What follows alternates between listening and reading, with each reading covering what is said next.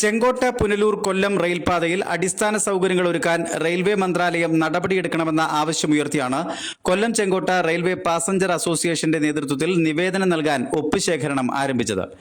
കൊല്ലം ചെങ്കോട്ട പാതയിൽ കൂടുതൽ ട്രെയിൻ സർവീസുകൾ ആരംഭിക്കണമെന്ന ആവശ്യവും ഇവർ ശക്തമായി ഉയർത്തുന്നുണ്ട്. പുനലൂർ റെയിൽവേ സ്റ്റേഷൻ, പുനലൂർ മധുര എക്സ്പ്രസ്, കൊല്ലം പുനലൂർ മെമു എന്നിവിടങ്ങളിൽ നിന്നാണ് യാത്രക്കാരുടെ ഒപ്പ് ശേഖരണം ഇവർ നടത്തിയത്. പ്രധാനമന്ത്രി, റെയിൽ മന്ത്രി, മുഖ്യമന്ത്രി, മറ്റു ജനപ്രതിനിധികൾ, റെയിൽവേ മന്ത്രാലയം, സതേൺ റെയിൽവേ അധികൃതർ എന്നിവർക്കാണ് Kollam Chenkotta railway passenger association പ്രതിനിധികൾ നിവേദനം നൽകുന്നത്. പകൽ സമയത്ത് 9 മണിക്കൂറോളമാണ് കൊല്ലത്തേക്ക് ചെങ്കോട്ട പുനലൂർ ഭാഗങ്ങളിൽ നിന്ന് ട്രെയിൻ സർവീസുകൾ ഇല്ലാത്തത്. പുനലൂരിൽ യാത്ര അവസാനിപ്പിക്കുന്ന മധുര പുനലൂർ എക്സ്പ്രസ് റേക്ക് ഉപയോഗിച്ച് ഉച്ചയ്ക്ക് കൊല്ലത്തേക്കും തിരിച്ചും സർവീസ് നടത്തണമെന്ന് അസോസിയേഷൻ ഭാരവാഹികൾ ആവശ്യപ്പെടുന്നു. മീറ്റർ ഗേജ് കാലത്ത് ഉണ്ടായിരുന്ന പഴനി വഴിയുള്ള കൊല്ലം കോയമ്പത്തൂർ സർവീസ് കൊല്ലം ഈറോഡ് എക്സ്പ്രസ്സായി പുനരാരംഭിക്കുക. Tambaram Thiruvananthapuram north express പുനരാരംഭിക്കുക.